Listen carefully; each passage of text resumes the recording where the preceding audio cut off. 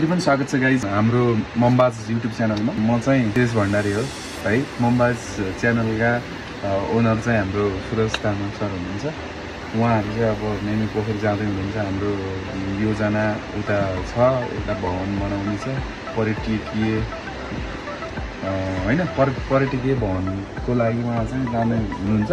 त्यसको लागि अब त्यहाँ मेमी पोखरी चाहिँ करिब तपाईँको 45-46-100 मिटर हाइटमा भएको कारणले गर्दाखेरि त्यहाँ चाहिँ एल्टिट्युड सिक्नेस हुने सम्भावना धेरै हुन्छ।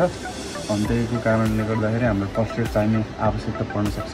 त्यसको लागि चाहिँ हामी अहिले चाहिँ हाम्रो धोती गाउँपालिकाको स्वास्थ्य शाखामा आएर चाहिँ अब के कुराहरू चाहिन्छ मेडिसिनदेखि लिएर हरेक कुराहरूको लिस्ट बनाएर हामी चाहिँ अहिले यहाँ शाखामा आएको छौँ, स्वास्थ्य शाखामा। त्यो लिएर चाहिँ लगत्तै सरहरू हामी म त जान्दैन होला, सरहरू चाहिँ जानेछन्। उहाँहाम्रो यात्रा चाहिँ शुभ रहोस्, हामी छिटै नै फर्केर आउँ, त्यसपछि हामी रमाइलो गर्नेछौँ भन्दै यति हो।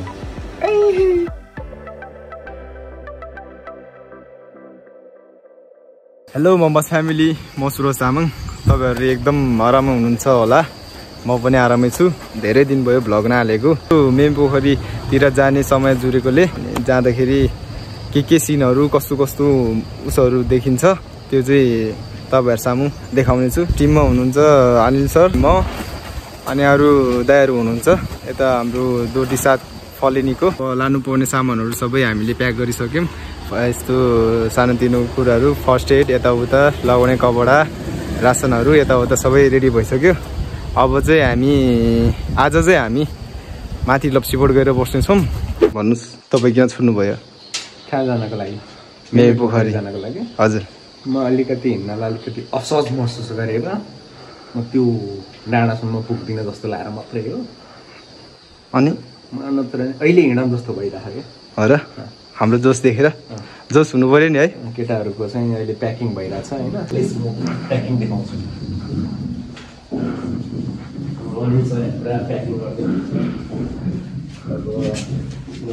अनि सर किन लजाउनु भयो कि भ्लगमा आउन चाहनुहुन्न? त्यही हो र? होइन होला। तपाईँको सामान रेडी भइसक्यो है। यो चाहिँ मेरो ब्याग। अब सबै रेडी भइसक्यो। अब यस बाटोतिरै भेटौँ ल है त गाइज।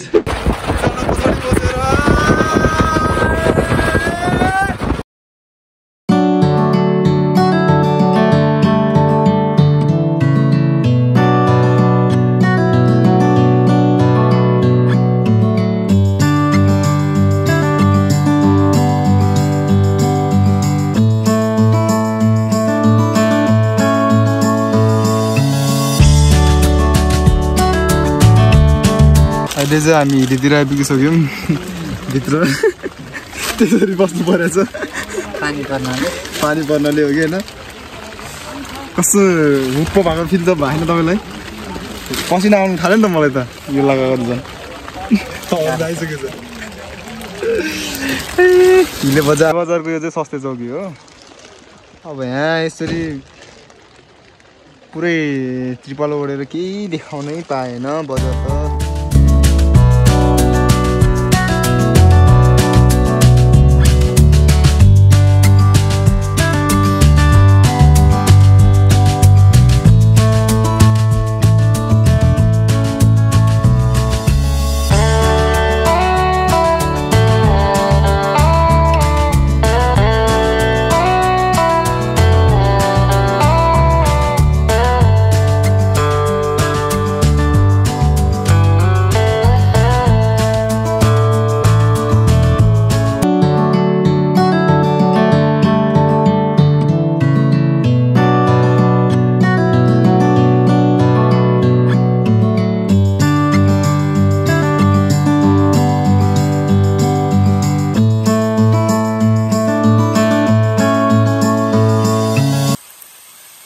हामी लप्सीपोर्टमा कति 6:30 बजीतिर आइपुगेको थियो होला लगभग। अनि यसमा म्याडमको घरमा बसेर चिया खाएर यसो हामी बाहिरतिर डुल्न हिँडेको।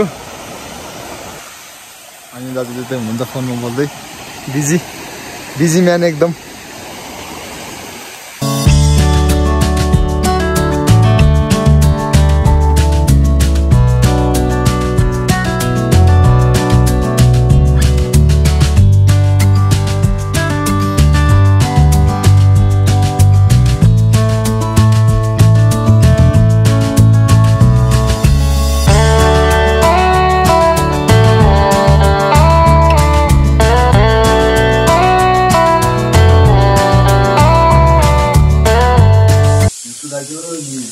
हाम्रो अनिल सर र म्याडमले भोलिको लागि खाजा रेडी पार्दै हुनुहुन्छ। खाजा त यहाँ टन्नै बाल्टिन भरि छ अझ कसले बोक्ने हो?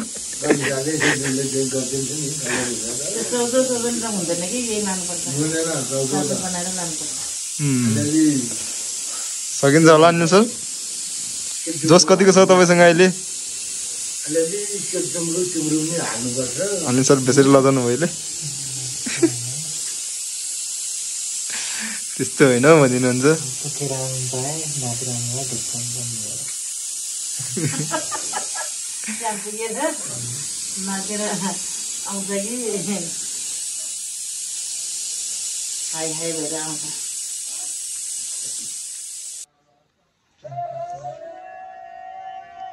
रातको कति बजी? 10 बजिसक्यो। अब हामी पल्टिने।